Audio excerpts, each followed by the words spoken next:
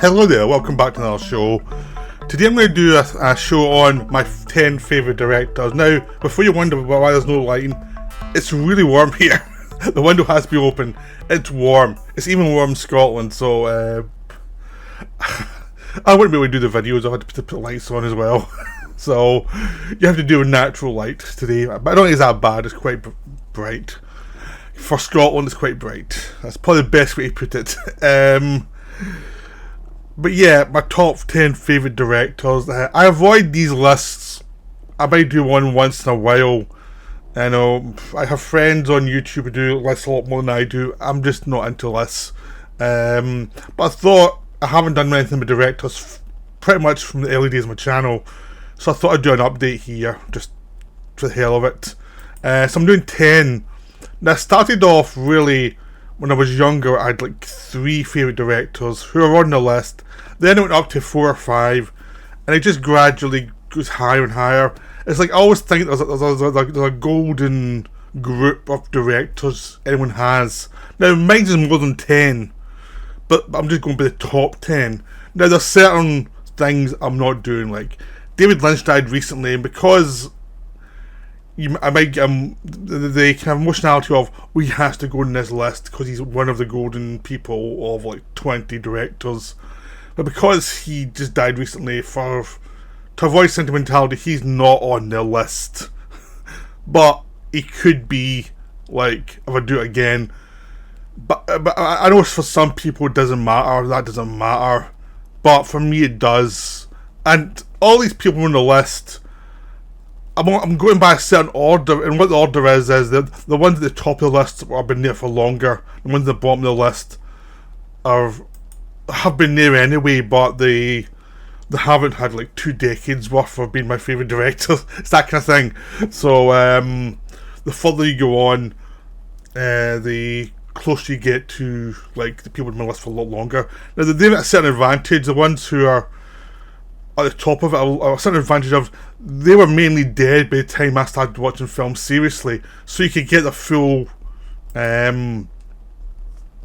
CV of great films. Well, some of the directors further down the list are, they're current directors, so I didn't have their full filmography when I started choosing favourite directors years ago. So that's the kind of problem that they have. I took my phone off because I forgot to do it before I started. What an idiot I am. And I'll keep that in just to show how much more I am. So that's the way I'm doing it, is basically like there's 10. But there are some mentions of people who did not make the list who I still adore their films. I mean, obviously David Lynch was one of them. There was John Carpenter from like Dark Star to They Live. That was a great run he had. And even there's other films after that he made that I quite like. And another thing with directors is, even if they've eventually fall off, I count their great films much more over their flawed films. Because I'm just much more about, well, what's stuff I love rather than what stuff didn't do so well. So I don't really get that kind of bitchy thing you get with some people. It's like, oh, the later films weren't so good, so they don't count anymore. It's not perfect. And it's like, nah. I much more go by when you're peaking, how good were your films? That's what I go for. And there's other directors like Michael Mann, who I adore, but he never made the list. Brian De Palma was a big favourite of mine for years. He did not make the list. There's lots of directors who did not make the list. Some very serious directors, some very, like Werner Herzog, who also I adore, did not make the list. I thought he would, but he never. And so it's just one of those things. I could do a top 25 quite easily, but at a certain point when you're doing, for me, at some point after like 10, it's like, you're just making a long list of things, and it's not that interesting for me. It's like, well, I'd rather know who your top people are, and I'll keep talking about other directors you really like as well as you do other videos. So I'm just going by my rules. I know some other people whose two videos I make videos with, they love the top 50s and things like that. So they would never do just top 10, but that's what I'm doing. So number 10 in no order. This is just by the latest of making it, as the Buster Keaton. Even though I'd seen Buster Keaton films when I was younger, they have come out from Eureka recently. There's been lots of his films, most of his major films. So you get to see them in order. You get the short films, you get the longer films. I haven't watched all the short films yet, but the longer films I've watched, and they're great. I mean, the General, Sherlock Jr., he just he makes films that are just joyful to watch. They're just like, even films that with Steamboat Bill Jr., I think that's Steamboat Bill, I'm bad at titles. They're just joyful to watch, and I remember the plots of the titles. I remember the situation on the titles, like him going, Our Hospitality, he had to go down south, and they'll try to kill him so he can't leave a house, because the villains are so hospitable they can't kill a person in their house, so he has to find ways to avoid leaving the house. Things like that. He's very good at finding good situations and then milking it for comedy and playing up the kind of social barriers of the time through comedy rather than having a big serious message. So the way he does it is just delightful. So his run in 20s is just glorious. I know some people prefer Charlie Chaplin, some people prefer Harold Lloyd, some people prefer Lauren Hardy when they bring it into talkies. This is just taste. I adore Buster Keaton films. He's my guy for the comedy of the first half of the 20th century. He's wonderful. So it's just, that's the thing. He's my guy for that kind of stuff. So he's number 10. Because a lot of this thing with the list is, I go by which directors I watch and find delightful. That's kind of what I'm really looking for. I'm not really looking for, like, there's a lot of directors here who do an intellect in their films, but I watch the films for the delight of the filmmaking, nothing more. Just that's the main criteria. Would I keep watching these films? Is this what I'd watch the films for? That's really what I'm going for. So Buster Keaton is number 10. Go watch his films, they're great. Number 9 is Terrence Malick, who is the opposite of Buster Keaton in the sense that his films are all about question. His films are, Buster Keaton's about simplicity, paring it down to the most simple idea and making something from that, and spinning the idea out and doing a lot of interesting things with it through comedy. Terrence Malick is lots of ideas, throws tons of ideas at you. You can't comprehend them all in one go.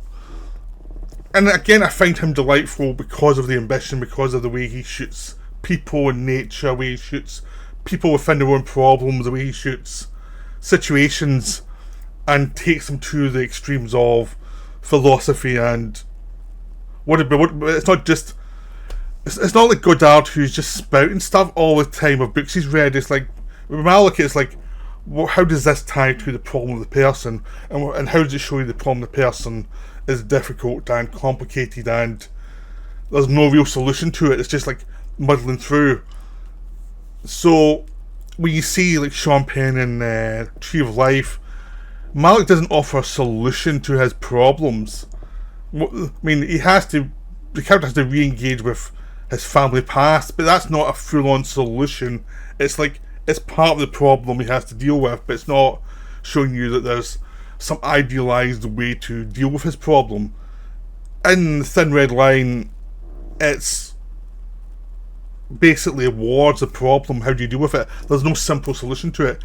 People find different ways to survive, but there's no one way to survive in a war. And and when we did the film about the guy who would not who lived under Nazi rule but would not fight for the Nazis, that's a simple film, simple setup, but the solution is he has to sacrifice his life for it. But again, Malick doesn't just do it as a here's a martyr, here's a simple look at it. It's like, how difficult is it to be a martyr in that situation? How difficult it is to watch your whole community collapse under fascism. The complexities of that becomes what Malick's about. And it's just that Malick is about complexity. In his early films, even though Badlands, it was about a crazy couple and the weird romantic notions they have in their head, but Malick showed the notions they had in their head without saying this is valid. It was just showing you this is the way this is the world. When he made the film Richard Gere and Sam Shepard, Days of Heaven, there was a love story element and basically people betraying each other, and it's a melodrama, but he was looking at the complexity of the melodrama, why people fell for such things, and how people can be silly and stupid and mess themselves up for no real reason beyond money. So it's about human condition and question everything carefully and try to show that there is complexity rather than just simple solutions. So that's what I get from Malick. So next we go to Howard Hawks, who's a bit more like the Buster Keaton mode, which is he's about entertainment. I mean, you watch Howard Hawks movies, you're not watching it for philosophy, you're watching it for enjoyment of the characters. The characters in a situation that you have to get out of, whether it's in Rio Bravo where there's a posse coming to get a guy out of jail, or His Girl Friday where Cary Grant's trying to win his ex-wife back. All of these things, it's like Howard Hawks just has a simple setup, and then he just shows people in bizarre situations. Like Only Angel Has a Mind is about male pilots for the mail in a very dangerous area, and it's the camaraderie and the kind of danger of their lifestyles. There's just lots of different complex setups that Hawks likes, but then he kind of hones it down to the characters in the situations. So you've read River, where it's a father and son story, essentially about the two generations clashing. So Hawks goes from westerns to war movies like Sergeant York to comedies like His Girl Friday. He does a lot, to farces of the 20th century, which is just about two ham actors trying to con each other, essentially, into working for each other. There's just lots of things about how crazy people are. Big Sleep's a film noir about trying to investigate a murder, to having to have it's a love story within a war. There's just so many films he does that are about people trying to make sense of a situation and behaving as selfishly and as funny as people actually are. I mean, it's the exact opposite of Malick. There's no philosophizing here. It's about the entertainment value and about what people mean to each other and how they abuse each other and how they manipulate each other, and people are kind of grown-ups in these films. There's not much romance here, even when there is romance. It's romance between two people who know each other's flaws.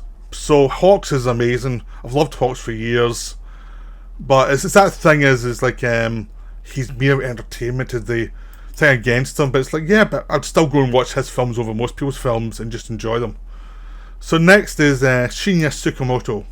He's probably, of the current directors working consistently, he's my favourite of the current generation. And when I first started with my favourite directors, he'd only made 4 films at that point. So as I've been watching films progress, he's been he's been one of those people who kept on making great films.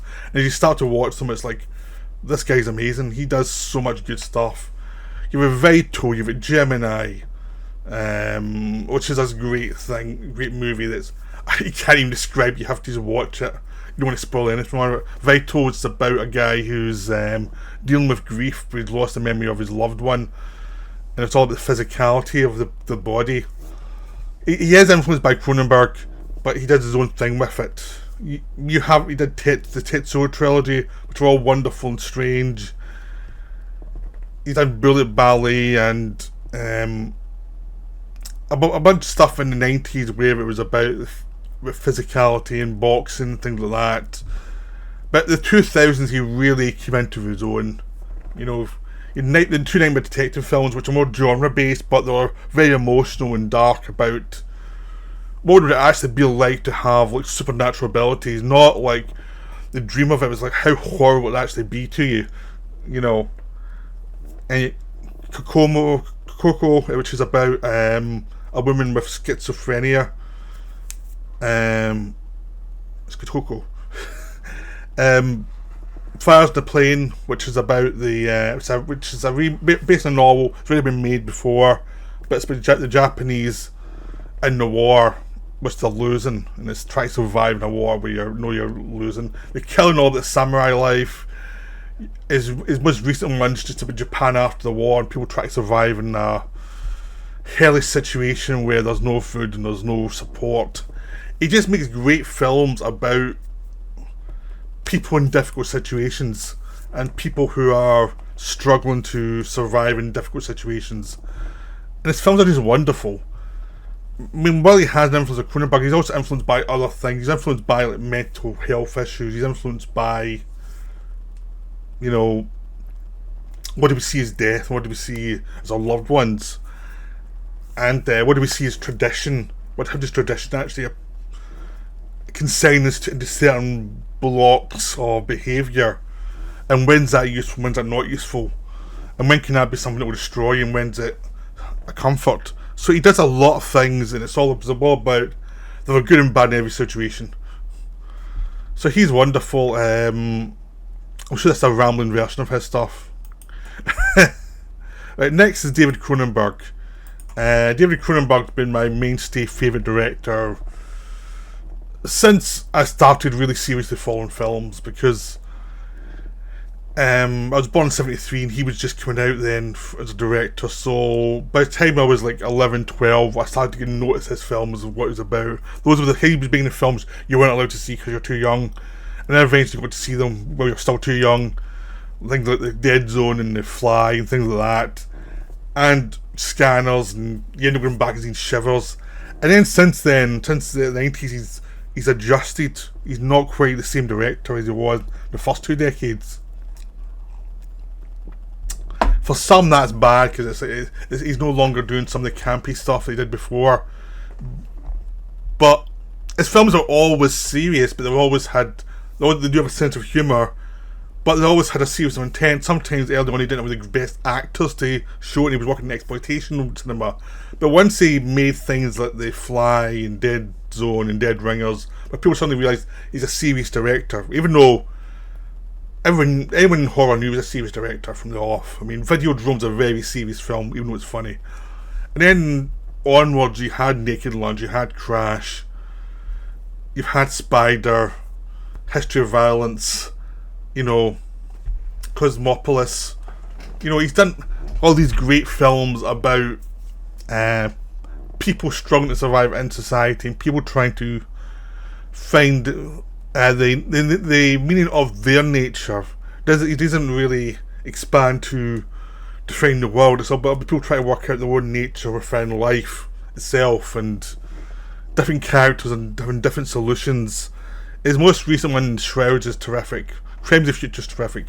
He's one of those directors who, even though he's in the 80s, he's still delivering really good work. He's still sharp. He has something to say still, which is a big contrast with a lot of other directors at his age who are making shit, basically. You know, he's much more in the Dreyer tradition, or the Bresson tradition of older directors who still have something in the tank. They might not be making films that everybody loves now, but when you look at some of the reviews like Bresson was getting, yeah, he wasn't always popular.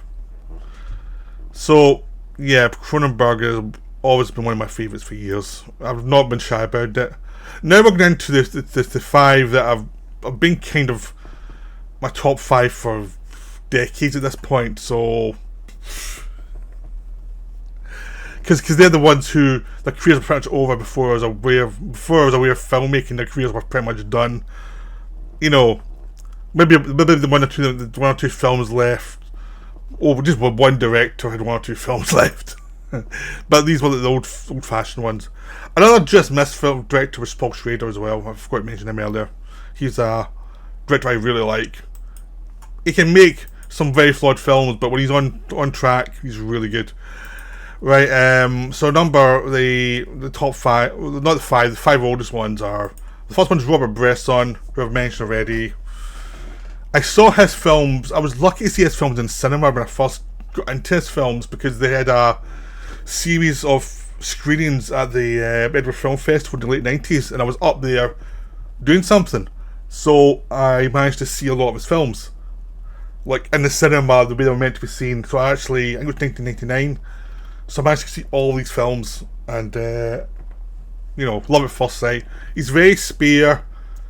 There is a religious bent to his films, but as the films go on, I like the films more as they go on, is like the religion falls away from like Diver Country Priest, and it's much more about people living their lives within a world that is cruel and malicious and vain and offers very little hope. And it's, how do you find salvation, or do you find salvation within a world that is cruel and horrible? In his films, he's famous for not liking having like traditional actors.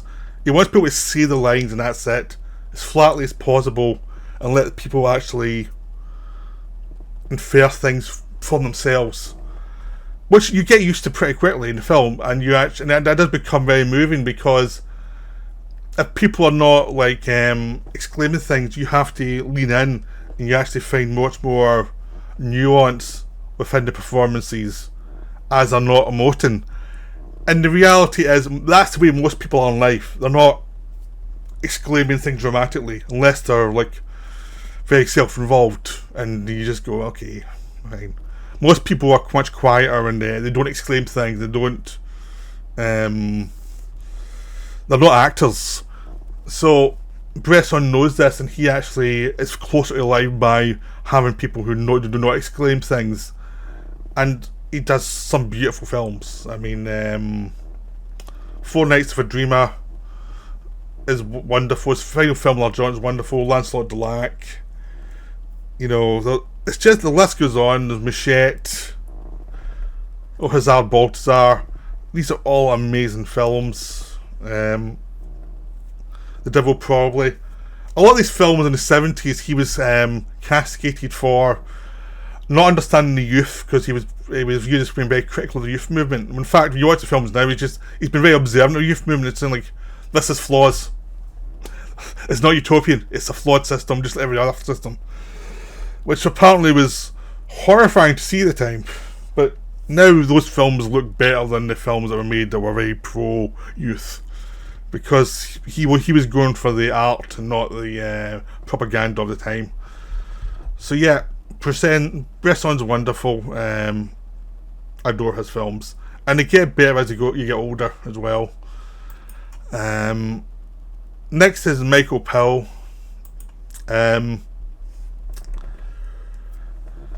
Michael Powell and Emmett Pressburger are wonderful. I'm really seeing the Archers. I mean, the Michael Powell has one or two films on his own. He has Peeping Tom, which is wonderful, but most of his best stuff is with Emmett Pressburger. So you have The Life and Death of Colonel Blimp, Tales of Hop, and The Red Shoes, Spy in Black, The Small Back Room, Black Narcissus. It just goes on and on. There are so many. Matter of Life and Death.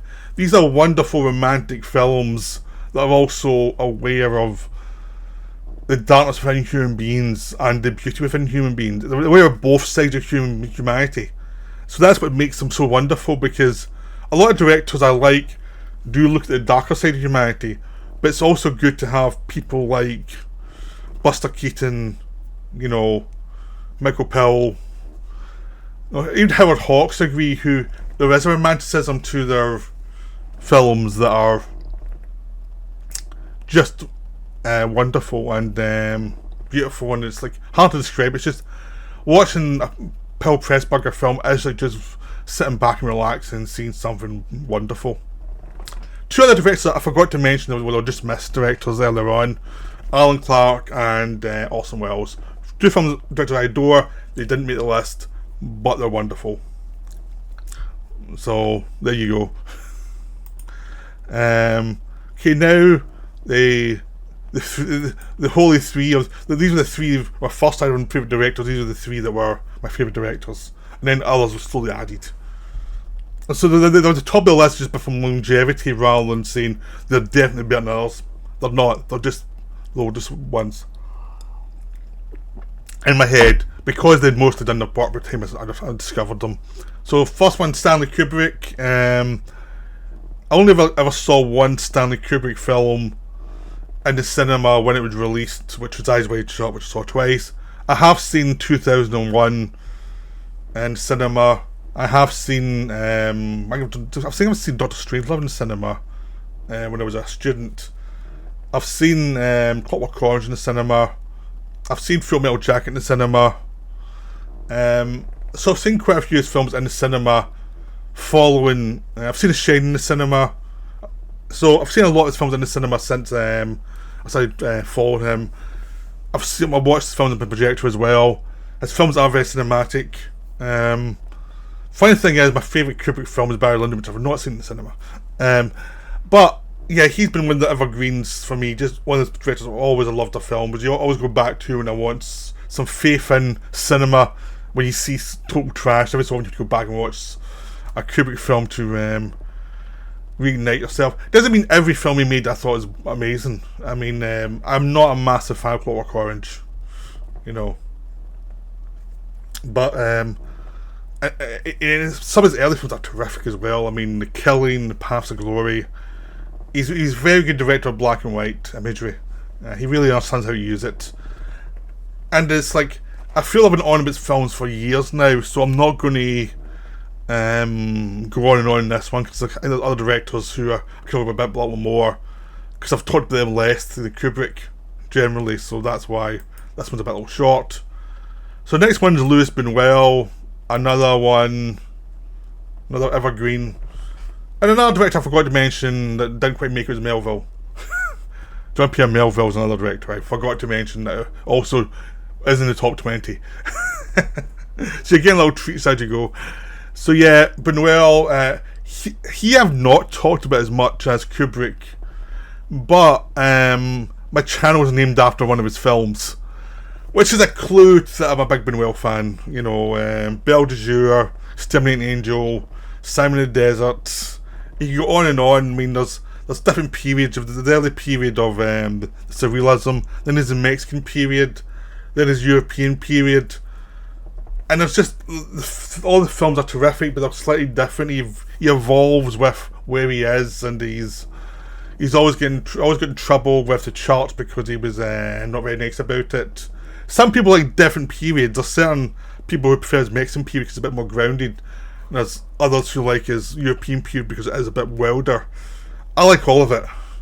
I enjoy it for different things, but just generally, his films are just beautiful. You can see one of the box sets behind me from Radiance of the Bunuel films, and there's another box set as well, which was the Studio Canal one, which you had all of them in Blu-ray, which was like Tristiana and things like that, and all his later films. So his films are just beautiful. They're just wonderful. So finally, we have Ozu. Ozu is kind of like Kubrick in a way that I have talked about him quite a bit, so I'll probably keep it quite quick. He's wonderful. He's very humanistic.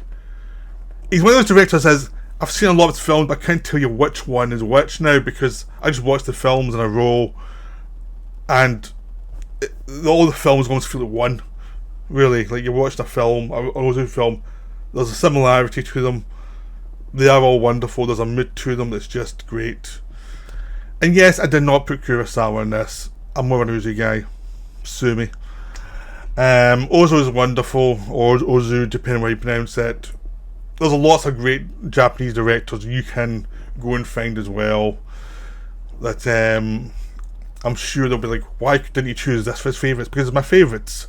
And my favourites will change. In 10 years, I'll be watching other films by other directors, and some directors will go up and some directors will go down.